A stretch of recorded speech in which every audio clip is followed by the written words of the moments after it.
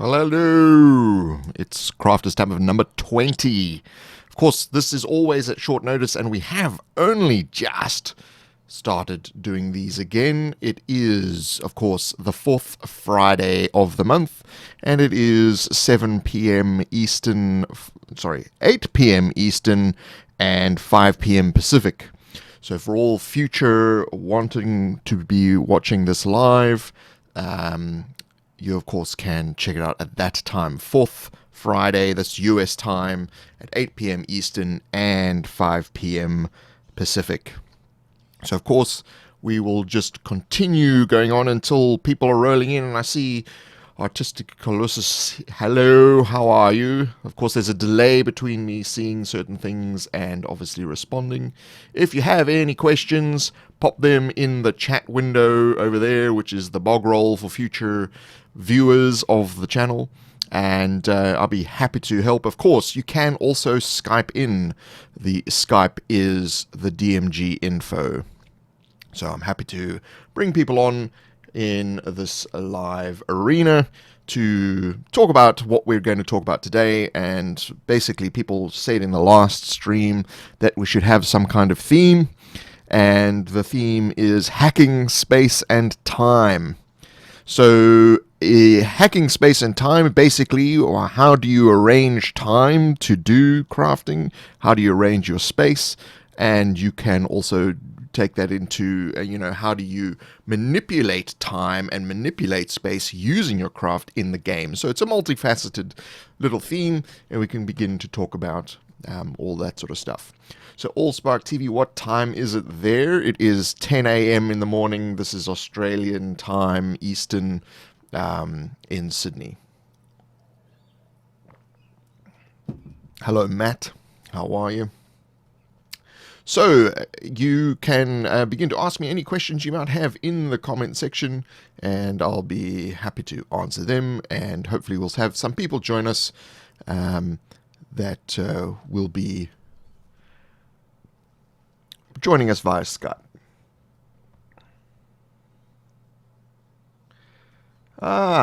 Dave, how are you, matey? Spunkmeyer Sr., of course, if you've been on my 70 System channel, you would recognize him from the last Dungeon Creation Live. And I'm busy creating a module of that thing that we did, which is called Don World's Dungeon. And this is the map from that if you were one of my patrons on 70 System, you would have seen this already. But that is going to be in the PDF module that we're doing. Greetings, Eric. How are you this morning? So, yes, if, this I'm actually going to do I've decided I'm going to do a video walkthrough of this. This is a very simple dungeon that we put together. You can go and have a look at 70 System and have a look at the Dungeon Creation Live video, and you'll see what this is all about. And I am quite excited because this will be the first time that I'm implementing my node architecture system, or node adventure system. And that is a different way of doing modules. So I intend the modules to be more like choose your own adventures, so that when the DM reads through it, the DM feels like he's playing the module rather than a whole bunch of disparate stuff all over the show that you have to kind of loosely put together, but still allows you to make modifications and use ideas within the module to create your own game if you wish. So, last week I had terrible flu, so I also have asthma. I'm an asthmatic, and where I live, I think there's plants that I'm probably highly allergic to, and breathing was a struggle for a good 7 days straight. So, I'm almost totally recovered at the moment, but I am taking it easy just to make sure. Saying that, I have a meeting after this where with a friend of mine, we're starting a bodybuilding channel. So in terms of taking it easy, I'm still working. So yeah. So where is everybody in the world? I know Dave's around the corner from me. Where in the world is Eric? Artistic. How do you say that last? Coulises? Coulises? Yeah, that's a difficult one to pronounce. 1 a.m. live stream. So you must be UK time then? True mate? Tea room mate? Ah, Trenton. How are you, mate? It's good to see you. It is good, very good to see you.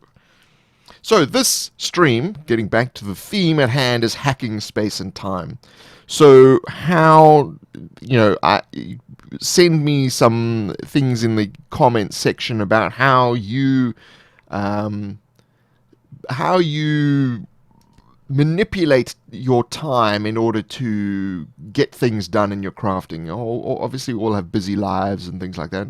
But how do you make time for your crafting? Now, one of the things that I do my crafting for my channel. So the only time I'm crafting is when I'm crafting for the channel, and I basically record everything I'm doing. About 80% of what I actually craft makes it onto the channel, so you're seeing most of it.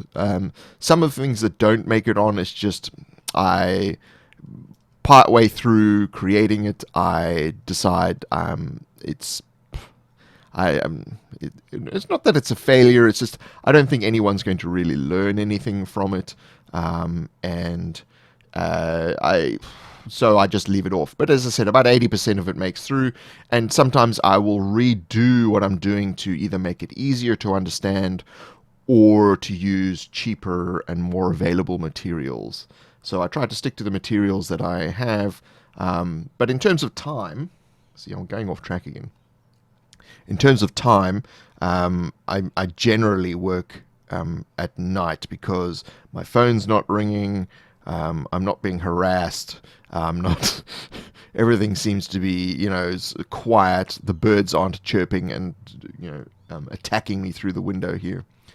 But yes, that is time. That how I kind of go through it. But coulis, French for wings. Okay, coulis. All right, French for wings. My French is absolutely terrible. I can't even parler français. Parlez-vous français? I think it's. Do you speak French? Parler français, probably speak French. I don't know. I'm terrible. Absolutely terrible. I can speak 3 other languages and they're not French. So I do my crafting in the evening once everyone else in the house has gone to bed. Yeah, that's if again, it depends on how your day is structured as to whenever there is peaceful time. Because the worst thing about trying to do anything creative is when people are coming in, knocking on your door, just generally stopping your flow. I would hazard a guess. I have not worked professionally as an artist. I am an artist, but I have not worked professionally as one. But I would hazard a guess if you're in an environment where you're in a standard sort of office environment and you're trying to do things that are creative and you get constantly interrupted by phone calls and interrupted by meetings, which are probably the most ridiculous thing in the world. Then yes, it can be extremely detrimental to the creative process, constantly stopping the flow. I mean, I have that I help people with websites and things like that, and I'll be in the middle of coding something, and you just get constant Skype calls and phone calls and whatever, and it becomes very difficult to concentrate. Shannon's still in Tennessee and you're moving to California. Where in California? California is a big place, mate. I drove through it, I know.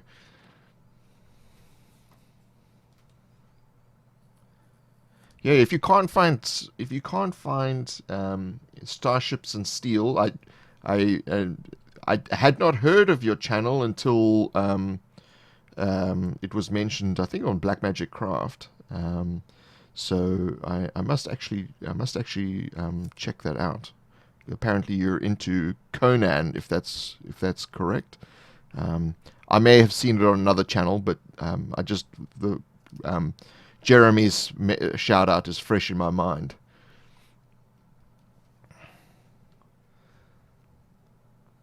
Okay, let's see here. So, no peaceful time. Okay, so I'm just never home to enjoy it. Yeah. So, if you don't have peaceful time at home, then you may want to schedule it somewhere else. Um, Again, it depends on your work situation. I mean, I'm self-employed and I have an office that I can go to if I need to. But even then, there's more distractions than there are if I'm doing it at home. Um, I know that. Uncle Tom, what's his channel called? He's a war game channel. Anyway, he actually rented an extremely small studio so that he could go and work there and film there while he was working. Um, so he was probably like $50 a week or something he was spending. It depends on where in the world. In Sydney, I don't think you could even get a parking space for half an hour for $50. But yeah, it depends on where in the world you are. If you have relatives, you can go to someone's garage. If you have parents who don't have a car or something, or there's space in an attic somewhere that you can basically get away and go specifically to a place to craft. That can also be very good because you can have a space, you can have a quiet area where you can turn off your phone, turn off Facebook, turn off the internet. Don't turn off DMG videos, but turn off everybody else and yeah, continue on. That may be the best way to hack space and time.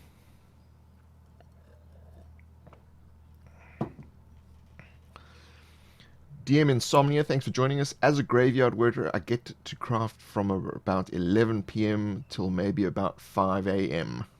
Yeah, well, you do need to also sleep. Because tiredness is also not conducive to creativeness. I agree with the statement of being interrupted will cause me to slow down or lose interest.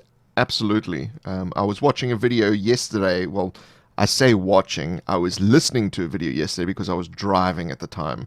Um, but it was about. It was put out by the Blender Foundation. It was about highly effective artists and different things that they do. And one of the things is to to basically try to work through things rather than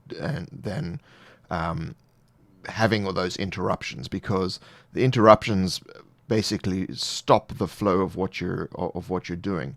That being said, it's good to step away and to rest. But being interrupted is not resting. Being interrupted is an interruption to the psychological process of actually creating. When the phone rings and you go and then you come back, even if you're drawing or you're thinking about something, being constantly interrupted is very, very bad for your creative state. And I find it extremely irritating. It's the number one thing that irritates me is being constantly interrupted. And it's very difficult in my job because I'm a computer problem solver. My phone does not stop ringing all day long. So I'm in the middle of trying to solve complex problems, and I have to pass my phone off to someone else to answer it because I cannot do it. So it's very, very difficult. So it was Black Magic Craft who talked about Starships and Steels. Yes, Starships and Steel. Sorry. Yeah, crazy new subscribers now. That always happens when a big channel mentions you. I have not played or read the Conan RPG, but it's something that I have wanted to have a look at. So I will check that out, and I will check out your channel as well. Let's see if I can just click on your name here. No. Unfortunately, it doesn't allow me to get through to you from this pop-out chat, but I will check that out. I'll put it on my list here.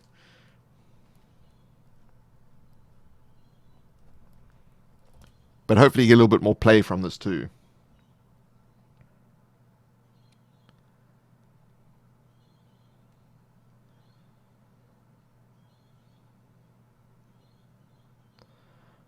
Trying to make sure you have science spacecraft makes it so much easier. Yeah, well, I mean, I have my crafting table right over there. The biggest problem with space is you got so much junk, because it quite literally is junk, piling up. And you know you're going to use it in the future, so you don't want to throw it away. But that makes you an extreme microspace hoarder. So I've got boxes full of sand. I've got offcuts from cardboard from 2 years ago, which is the really nice double layer cardboard that I found that I use. I've got clay quick drying clay. I've got air drying clay. I've got 500 different glues. I've got glue sticks piled up to the ceiling. I've got, on the other corner here, I've got my illustration table, which has like 45 different types of pens. And then there's, that's one of those old school little desks. And that, that's filled with notebooks and all that kind of stuff. So it's, it's, the more space I'm given, the more space I fill. I feel like one day I'll have a warehouse and it will just be chock-a-block with just stuff that one day I'm going to use. One day I'll use this toothpick. Speaking of which, I would just like to say a very big thank you to Andrew Curtis from Quasi's Bell channel. He has sent me, you probably would have seen in the Black Magic Craft video, he's sent us a whole bunch of us these arrow picks. I haven't opened it yet. I'm going to open it now so you can see what it is. But he was building like a palisade for his game, and for a fortress, and he wanted these like spiked wood spear looking things, and he bought 10,000 of them from Amazon. So he sent everybody a whole stack of them to try out. Now, that in itself is very generous, and I thank him very much for that. But what's also extremely generous is the postage from America to Australia. So to give you an example, you can see how big this box is. It's not super big at all. And this phenomenal fellow, where is it? Yeah. This phenomenal fellow spent this amount of money to send it to me. So I thank you immensely for this as much as for this, because that means a lot that someone A, sent me something cool that I can use, and B, was willing to spend that kind of money to send it to me. Because obviously with a lot of channels they're in America, so it's not as expensive. But this also gives you an idea of how expensive it is to send things to Australia and send things from Australia. So some people have had a look at my website and they see the DVD costs $29. Well, that's where $22.75 of the $29 goes. Then you got the cost of the DVD on top of that. So thank you, Andrew, for that. I actually was going to be doing a Feature Friday for Andrew anyway. This is not a bribe. He actually sent this to me after I decided to do one on his channel. But due to my illness, I have not been able to do my regular Feature Friday, but that will be coming back from next Friday. Right. What else have we got in here? So, yes, Extreme Microspace Hoarder. Exactly. It is the story of my life, and I'm pretty sure it's the story of most people's lives. And when you see the video that Bill did, William from our friend Wylock from Wylock's Crafting Vid, when he went to visit DM Scotty, and DM Scotty's underneath the house there. He's got everything in his basement. Yeah, he's got a lot of crap. I mean, good crap, not bad crap, but he's got a lot of stuff. I mean, when you can tell if you've got over 500 videos on your channel, you're going to have a lot of stuff lying around. My wife said if I buy or save something for crafting, she'll burn my crafting room. Yes, that's why I have a room that I can sort of scurry things away. The problem is this room has a cupboard but my wife uses it for all her clothes. So yeah, I didn't luck out with that one. Yes, with scrap foam and scrap paper. I've got so much crap. Um, I got things full of drinking straws, soda bottles, because you never know when you're going to need that. Bottle caps, because again, you never know when you're going to need that. I've got 50 unused paintbrushes, a whole big plastic tree from IKEA that I've pulled apart, rope, wooden blocks, a huge bag of beads, a big bag of beads you've seen on my channel. I haven't even made a dent into that. Blue tack magnetic strips,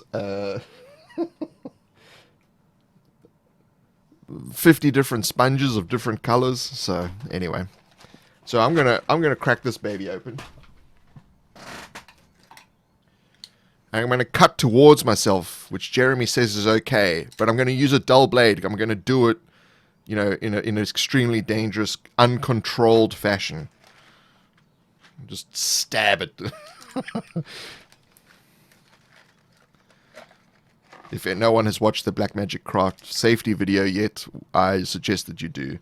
I am actually, because this is a dull, crappy blade, I'm going to cut away from myself, because it's going to be uncontrolled.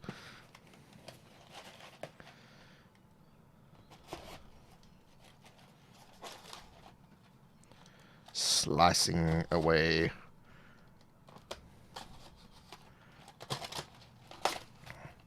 All right. Okay, so here are these I assume they're like toothpick type things. Or no, these are probably like sandwich skewers. So they've got this nice sort of arrowhead thing on them. And they've got a little circle on there, the flight sort of looking thing. So they make for very good arrows. And also, if you get a whole stack of them together, like that, they make for good fencing. Fencing as in a structure to protect another structure, not fencing as in a dude with a rapier. So once again, thank you, Andrew, for that. I will be making a video about his channel, so be sure to check that out when that comes to fruition. Of course, that's now going to be added to my space, my collection of stuff. My ever-growing wife irritator, it's called. Anyway, where are we? So,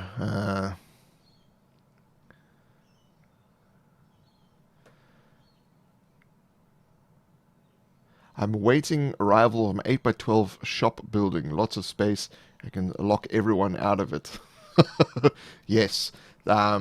So that's quite cool. If you have garden space, you can obviously get a shed, as DM Insomnia has done.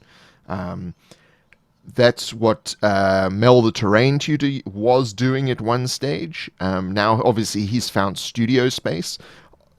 He's working on commissions, though, so, if it's just for your private time and you're not making money from it, then obviously you have to consider whether the expense is worth it. But in terms of having your own space you can kind of lock people out of, then absolutely, it's a fantastic idea. Yeah, the posting cost is ridiculous. And that's why I try to stick to digital products, because there's no postage costs with digital products. And yeah.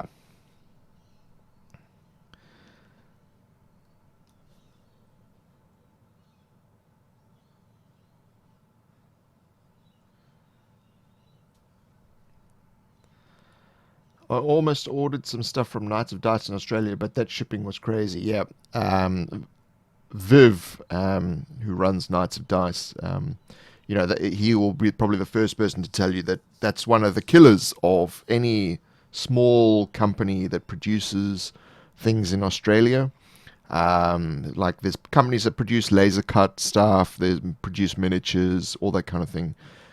It's very, very problematic, the shipping situation. Which is odd because you take a place like Hong Kong. Um, in Australia, you can buy. So this webcam is on a mini tripod. It's like this big, okay, and you can get that for 99 cents with free shipping from Hong Kong to Australia. If I were to buy that and post it back to them, it would cost me $7 in shipping alone. So the way the Australian postal system works is problematic. We bring in more mail than we send out, and if you understand how the mailing system works, basically it's a if people send your stuff through our system, that postal system gets it done for free, and our stuff then gets shipped to them for free. But it's unbalanced because we receive more than we send. So the way that they make up the money is to charge us more to send. And likewise, then the other side starts to jack up the price because we have a small population. So the sheer distance in terms of actual shipping by ship or sending by air it makes it extremely expensive. But on that note, I have researched ways of getting around that. And one of the ways of getting around that is to actually have warehousing in Hong Kong and ship from there. Problem with that is you have to have employees in Hong Kong in order to do it. So that increases expense. But the sheer saving in postage cost and the much cheaper rate to America from Hong Kong, due to the huge volume of stuff coming out of China, it means that you will be more accessible to the American market. Anyway, I digress. We're talking about time and space, but warehousing is space, so it all fits. So I'm just going back through the comments here to see what I have missed. Yeah, my bits box is a steamer truck. My bits box is this room. DMG throws caution to the wind and lives a life of danger. Yeah. I'm probably like the least dangerous person on the planet.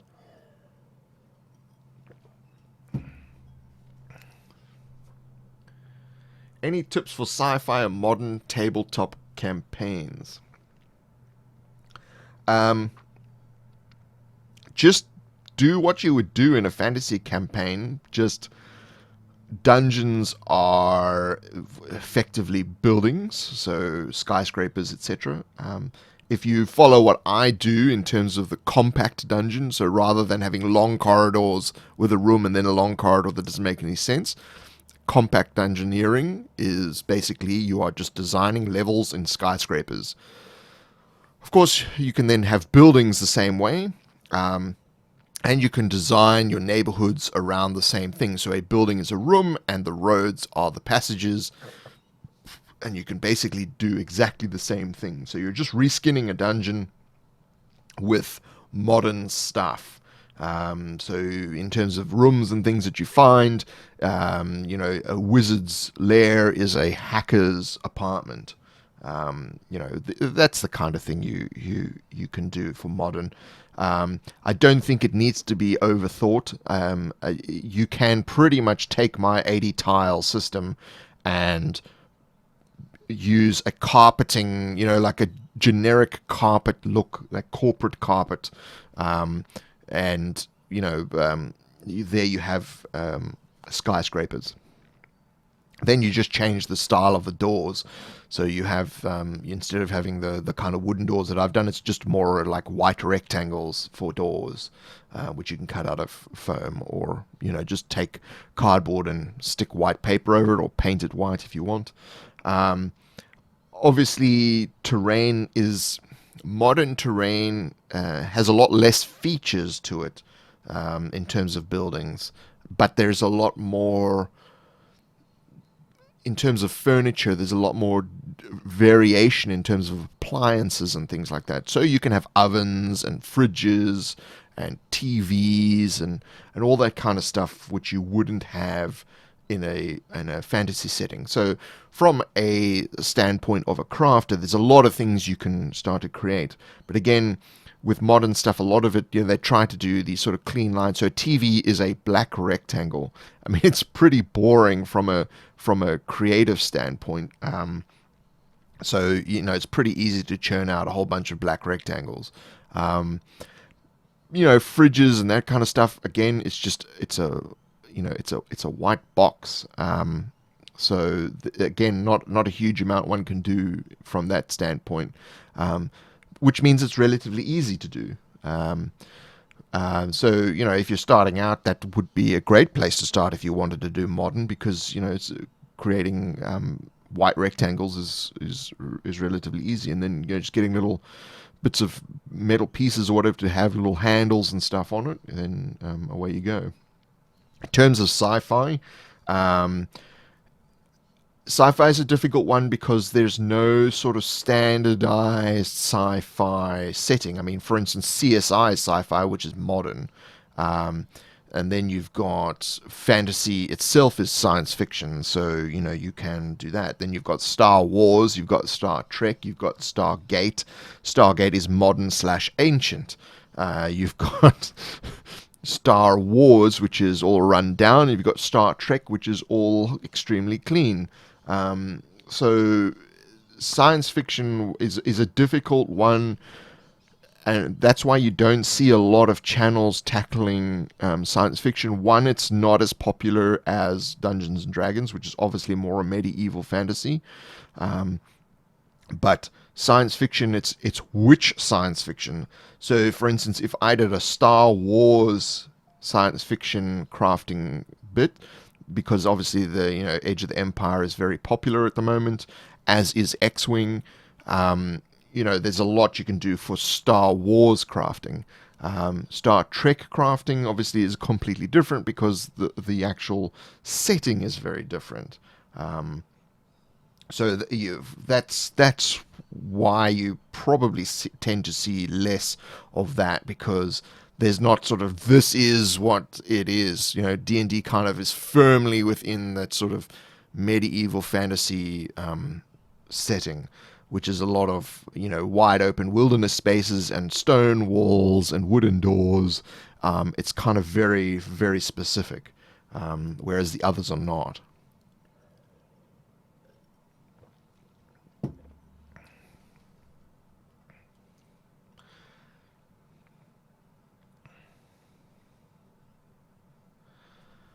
I plan to build a 3-story giant warehouse for my crafting studio. I can't afford it, but I'm in email contact with a Nigerian prince who's offering finance for it.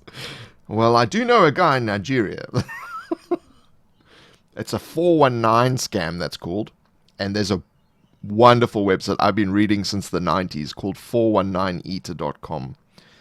And it's people who reverse scam the scammers. So they scam the scammers, and they get them to take photos of themselves with fish on their head. And the one, he pretended he was a stunt man for Hollywood, and he wanted, he was looking for stunt people, and he wanted to pay them like $30,000, and he got this guy to shoot a stunt video. And it's on the website. It is the funniest stuff you've ever done. I mean, these people, clearly it's a scam, right? And they're doing a scams, but they don't realize that they're being reverse scammed, which is in itself very funny. And the kind of fake companies that they put up and all these kind of things to try and lure these scammers into into falling for their own tricks is just hilarious. That's 419eater.com. Hopefully that's still up. I haven't looked at it in about a year, but it's a really good website.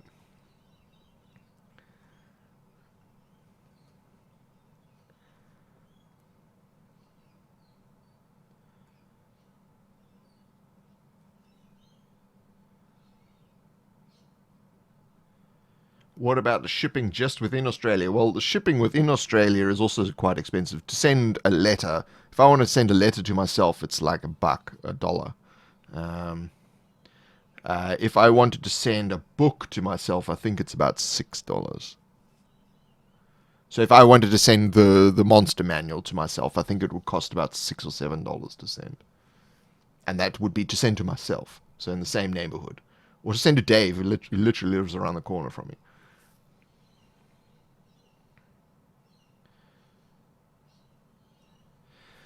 Yeah, a large spaceship is a good example of a sci-fi dungeon.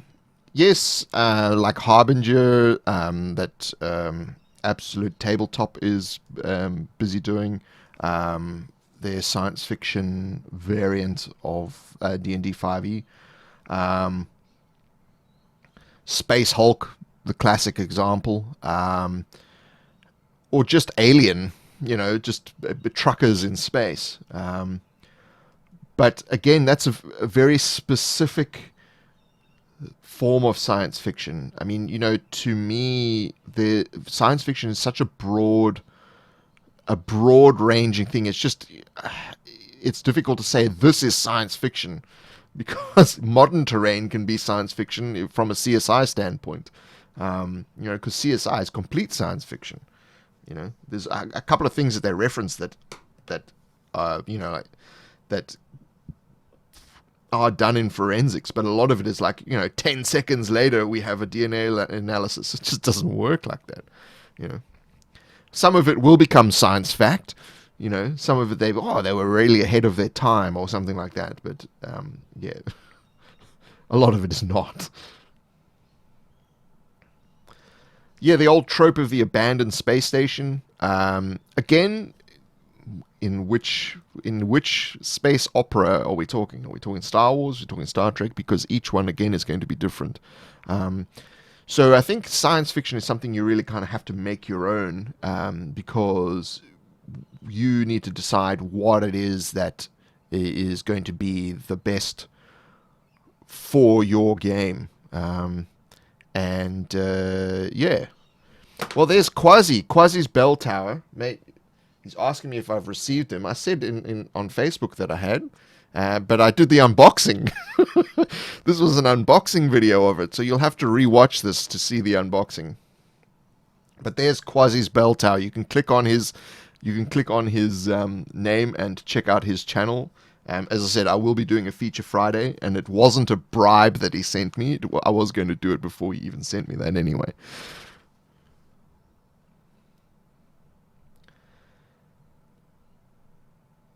Yeah, so Doctor Who's TARDIS. I hope that's how I spell. I'm not a Doctor Who person. British television never came to South Africa until about the time I left. So I never got into Doctor Who. But yes, connects all game worlds there: D&D, Star Wars, Top Secret, Gamma World, The World of Darkness, etc. Yeah, you can effectively, if you're using a generic game system that allows you to play in different genres, then absolutely you can do that. But again, from a crafting standpoint, you're now producing, how many you got here? 1, 2, 3, 4, 5 different sets of terrain. So from a terrain maker standpoint, stick to one. It's much easier.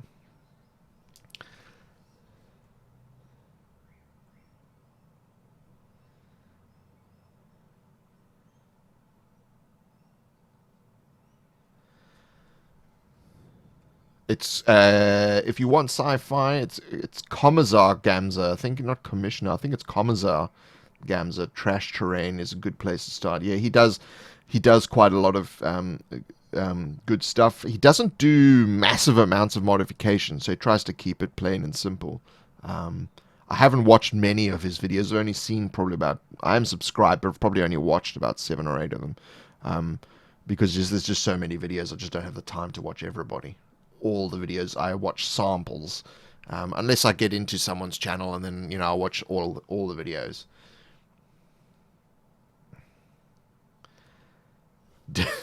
Dave's getting kicked off his computer because his kid wants to play WoW.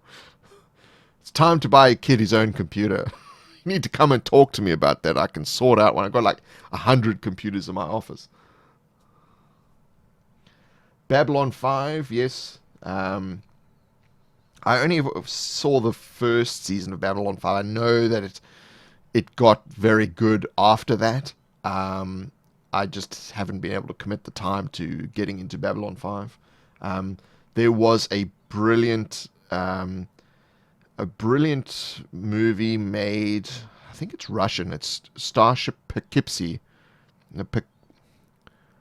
In the Perkinning, it's called. Sorry, in the Perkinning, and it's the captain is Captain Perk, and it's a Russian. I'm pretty sure it's Russian, where it's a blending of Star Trek, Babylon 5, and I think another series.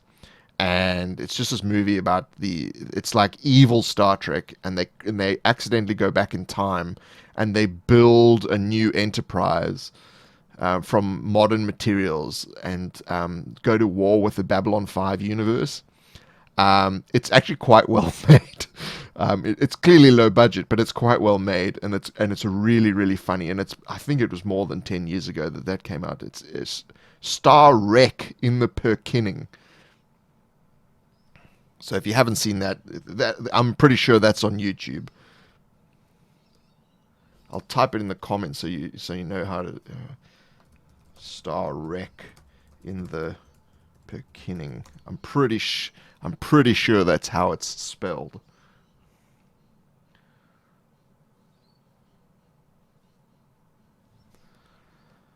What is your favorite craft you've ever made, and what craft attempt turned into your biggest disaster? Well, I'd have to say my favorite craft is the actual original dungeon tile set. It's got the most amount of traction. Of all the stuff that I made, it's the thing I use every single time. It was a lot of fun, even though it took a while. I think in total it was about 8 hours to produce everything. And yeah, it's just the satisfaction of creating a huge volume of stuff cheaply and easily. And yeah, I mean, because that's when I was originally inspired by DM Scotty's channel. I was sick again for a week, and I just tore through every video he had at that point, which was about 110, I think, at that point. So I watched every single one of them straight through. And then when I was well enough, I just started acquiring all my stuff and put together the channel within a week. So, yeah. So that is probably my favorite craft. However, what craft attempt turned into your biggest disaster? That is crates. Crates are, a lot of people have different ways of doing crates. You just use a cube and you paint the outside, or, you just have a box and stick things onto it. There's 1,001 ways to do crates, and they're never easy. If you want to make it look like a modern crate, it's very, very difficult. Barrels, also very difficult, because you've got curved edges. A lot of people just forget the curve and just use a straight up cylinder. But doing curved edged barrels is very difficult, and that's why a lot of people prefer to just buy those little dollar store wooden barrels, which are great. I just can't find them here. If anyone knows where you can get those in Australia, you can chuck that in the comment section, the argument section below the video, if it's not live. But yeah, it's very, very, very difficult. Other disasters? Were there any disasters? Just trying to think. A lot of times when I've hurt myself or something, I just leave that in the video. If I make a mistake, I leave that in the video. But I mean, mistakes, there's not really mistakes. I mean, the worst video, in terms of the one I feel is probably did not really come out the way I wanted it to, is my secret passage door video, which it's the wall piece with the secret passage, and I did texture on it with a hot glue gun. That, I think, is my worst video. Not because the structure of the secret door is bad, I just don't like the texture on it, the way that it ended up being. I would have been better off doing what I do on my DVD if you have the DVD where I build the blood fountain, where I use the brick technique there. That would have been much better for the secret door video.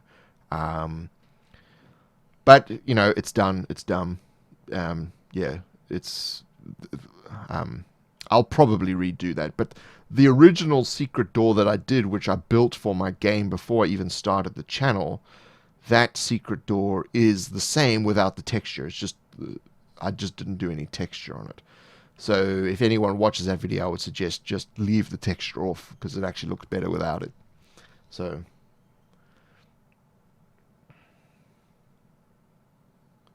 yeah, Star Wreck in the Perkinning.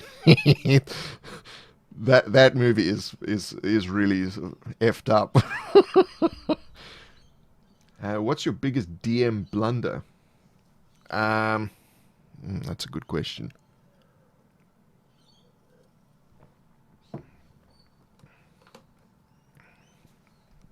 It's difficult to pin down one, but there's I would say the biggest mistake you can make is giving the characters something very powerful without some kind of limitation.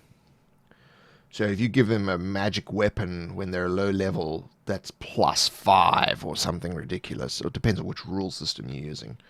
Um, that quickly, the character becomes too powerful for where they're at the game. Um, Again, it depends on the rule system as to whether that's the case. So for instance, 70 system, I tried very much that if you have a weapon that's giving you a bonus of 5, which is not really going to be the case based on the rules, but if you were, it's not really going to make that much of an impact to the game. Especially once you lose the weapon, you'll learn to use those weapons much faster. But it's not like you're going to be completely super overpowering and kill all the monsters very quickly. Yeah, it's one of those things where I mean, the being a DM is all about blunders. No, doesn't matter how good you are, you make mistakes every single game. You watch any game on YouTube, people are making mistakes, and they're not mistakes or like rules mistakes. I mean, people can play rules perfectly. It's story mistakes. It's mistakes of interaction, more error. I mean, mistake is mistake has a sort of negative connotation to it. It's just it's an error in structure or an error in some form that it's something you're going to have to correct for. I think it's like steering your car. You kind of you drift onto the lane markings. And that's the kind of thing that it is. Everyone makes those mistakes every single game, and the quality of the dungeon master is how well they recover from that. So whether it affects them or whether they're able to readjust for that speaks to the caliber of them and whether they can hide it. There are a lot of people who do who are online DMs who are very good at covering blunders, at covering mistakes, by making it seem as though it was supposed to be that way from the very beginning. But due to the nature of the game, as the DM, you don't know what the players are going to do. That's why everything always gets derailed. So it's a very difficult balancing act. And those mistakes are mistakes of balance that, you can have colossal ones, and sometimes it's more metagame mistakes that are, you accidentally insulted a player personally rather than their character. That those are more sort of metagame blunders that that affect friendships and stuff like that. Those are the kinds of blunders that you need to be aware of. I think in-game blunders can always be painted over. But those metagame blunders where you're actually causing rifts amongst the people you're playing with and things like that, and spotlighting the wrong people for the wrong reasons. Your girlfriend is playing, so you give her like 80% of the time. Don't do that. That just pisses people off no end. Or your boyfriend is playing and you give him 80% of the time. Don't do that. Hogging the spotlight as the DM. So there's some DMs who love to just talk and describe things, and the players just sit there and listen for 30 minutes. I'm not going to mention names, but you'll know who they are when you just listen to them just going on and on and on for 20 minutes. It's like the players are not going to remember this shit. I mean, that in itself is a mistake.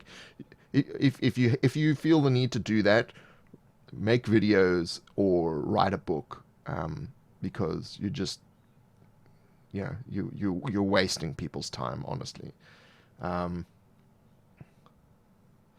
As a cat person myself, my kitty wants to know why we don't see your cats in your videos anymore.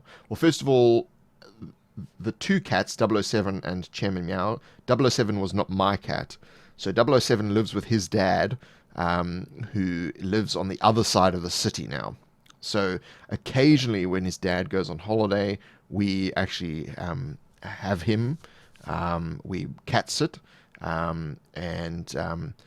But due to the fact that he's not familiar with the house when he's here, he is not as playful as he used to be. If I were to shoot at his place, then he would obviously be more amenable to that. My cat, Chem and Meow, who still lives with us, he does not do what you want. He does what he wants. If he wanted to be on the video, he'd be in the video. If he doesn't want to be in the video, he will not be in the video. So there's a couple of videos on my 7D System channel where he's sitting on the chair. I couldn't sit on my chair because it's his chair now, where you'll see him sitting on the chair. But other than that, he's not as much of a disturbance as 007 was. And so, unfortunately, we do not see them in the videos anymore. I would love to have them on the videos, but, I can't force the cat to do what the cat does not want to do.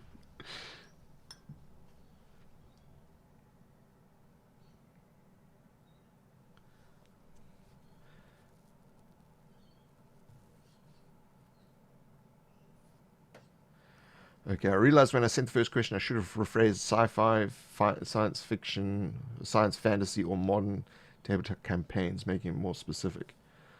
So you're talking about campaign ideas as opposed to terrain ideas, okay? So, again, it's just whatever you would have done in a D&D campaign, you can switch that over to anything else. It's just a matter of reskinning it for the environment, because the only thing, human interaction remains the same, regardless of whether it's set in space or set in medieval Europe or set in ancient America. It's the human experience is human experience. So it's more difficult when it's not human beings, but when they're personified. So, for instance, if you were doing the Mice and Mystics, or what's the one with the dogs and cats? That game with the dogs and cats. They're personified, so they're essentially human beings that are dogs and cats. So the experience remains the same. A very good series called Duncton Wood, and the Duncton Wood Chronicles, Stone of Silence, that kind of thing, by William Horwood. That is about moles. He's also done ones about wolves and owls. That is a very, very good, very well written series. If you want to get a different kind of fantasy sort of setting, he does a setting that is actual moles, that there's no magic or anything like that. They have like a whole culture where they carve things and do stuff, and they live within some sort of European English countryside kind of setting. Very, very good, very well written.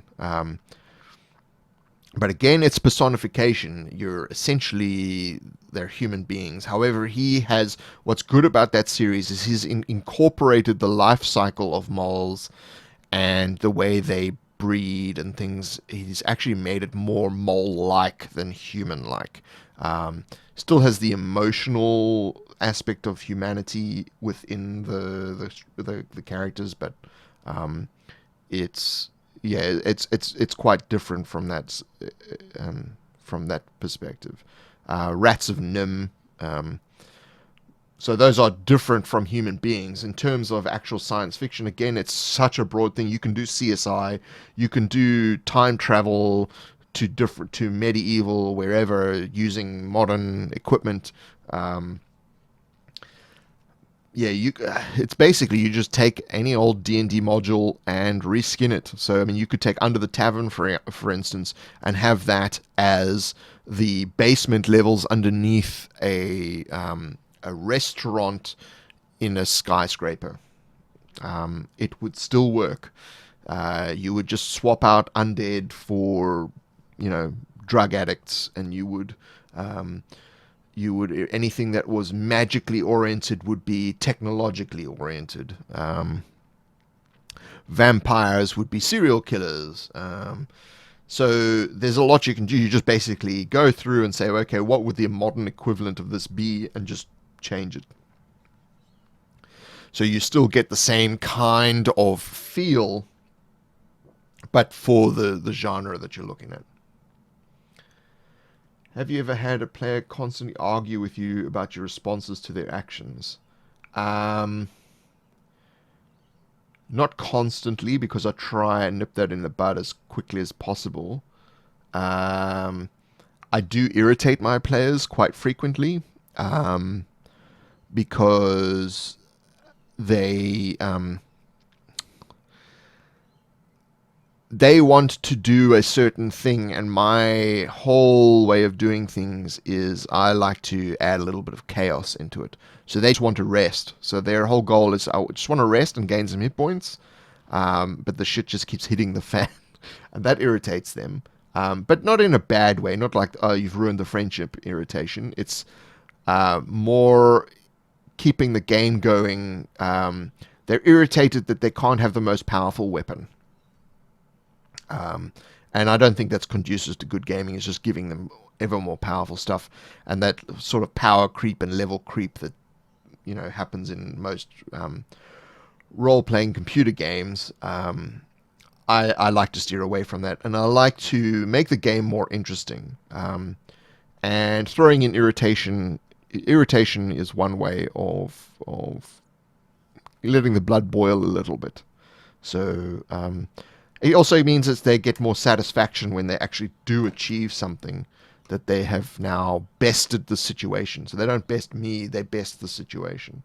Um, so, but in terms of arguments in response to their actions, I think you need to sort of figure out what is the root cause of that. Is it because you are not playing strictly to the rules? Or are you not giving them enough leeway? Sometimes people, they just want they just want you to say yes to absolutely everything. It's like, okay, so my character now flies. Oh yeah, sure. That's just silly. And a lot of the times that form of argument is just to get their way, constantly get their way, get their way, get their way.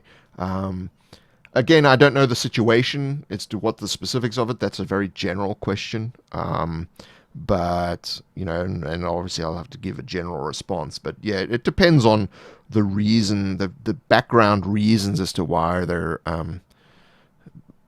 actually doing it.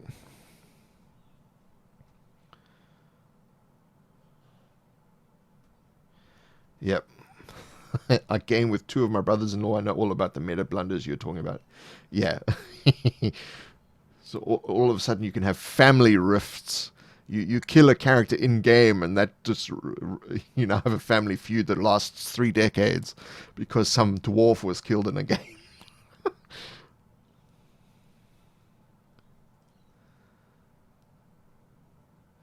Is there a lot of gaming related conventions down under? Do you frequent any of them and have any videos of adventures at conventions? There are a few conventions in Australia that are nerd related. So, Supernova, I think, is on in a week or two. That is like comic books, sci-fi TV shows, things like that. I've never been to one of those. Actually, I've been thinking about going to that one this year. But most of the time, those things have been on weekends, and I always used to work on weekends, so I've always missed all of them. So that's why I haven't frequented any, and I don't know of many. There are quite a few, and I have to talk to Dave about that. Spunkmeyer Jr. there, he's senior, sorry. He lives around the corner from me, so I have to organize some. He has told me that he will hold the camera. So I can do a lot more sort of scrounging around in junk shops and going to conventions and things if he's willing to help me with that. But everyone has to spam him and say, he must help me. Yeah, I probably will. I what I want to do, and probably quite soon, is to do a Sydney meetup. So I know there's not a huge amount of people from Sydney that watch these videos or these channels, but I'd like to try to do a meetup in Sydney. There's probably, I'm sure I could probably get 5 people, and just sort of go to a pub somewhere, or meet somewhere or at someone's house. I don't know. Just have a mini crafting convention for Sydney. And we would spam that out live, and maybe try to synchronize some with other parts of the world at the same time. But that's something I'd like to do, because one of the other things that I really want to do is we've been talking about it for more than a year, 2 years now, and that's CraftCon, which is, I want to travel to America and travel like from, say, New York to Gen Con as a road trip, and film a documentary of all the people, all the different channels from all the the different channels along the way.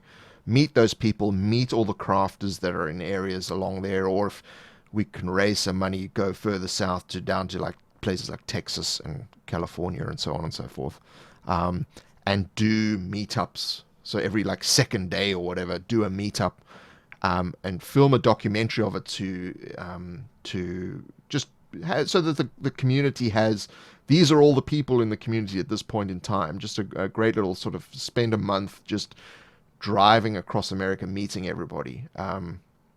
That's what I really want to do. And then going to Gen Con is sort of the thing. It may not be Gen Con, it could be another one. It depends on the time of year and which one is a better one to go to. There are so many that it's, we'd have to, maybe even something like GaryCon, which is a much smaller convention, but it's more D&D oriented. So that's what I'd really like to do. And I've been putting feelers out there every now and again, but that's one way for me to do the things that I enjoy doing. 1, I enjoy crafting. 2, I enjoy making videos because I have a master's degree in film. I enjoy filmmaking, and I have an honors degree in documentary filmmaking, and I've shot 2 documentaries. I know what goes into it. I know the sort of editing that's required and all that sort of thing. I've been down that road. I know what it takes. And it's something where there's a lot of interest in these kinds of communities on things like Netflix and Amazon Prime and those kind of streaming networks. They're always looking for cool content. Not that they would buy it. It's something that, even if they didn't buy it, it'd be still something cool that the community could have as a record of who we are and what we do. So they're going forth it'll just help to expand the community even further. So it's something where I would seek funding and try to put it out for free, or have copies for sale if people wanted to buy copies, or would be part of the funding campaign or whatever. That I haven't really delved into that fully. I've got just ideas down on paper and sort of where we would go and who we would meet, and how long it would take. But something like that would probably cost, I estimate, around $10,000 to just in terms of time expenses, travel expenses, hotels, if I wasn't staying with people. But I'm pretty sure if we organized it properly, we could cut down a huge amount of those costs by staying with people. What I'd love to happen is, you see those sort of biker road trips where you have like a whole gang of bikers driving across across the state. Well, we would have a caravan of cars of crafters that are just basically traveling. And as we go, we gather more people in this big caravan of cars, and we hit town. And we organize a space to do like a convention in each town as we go. And we then gather more crafters and go to more towns over a 1 month period of time. So that's what I'd like to do. That's the dream, and it's something I'd actually like to do next year. So if you're interested in helping that out, just send me an email. It's Gareth, GARETH @thedmg.info. And I'll just put my email address in the comments so you can see it visually. Yeah, pick up all the crafters and go to GaryCon. I'd love to go to GaryCon. I think purely because it's very specific. Gen Con I'd love to go to purely because just the scope of what's there is amazing. But in terms of pure interest, GaryCon I think is the one that would probably be the most interesting one to go to, because there'd be a lot of like-minded people that would be going there, rather than just thousands of different people, or which only like 5% of them would be interested. So yeah.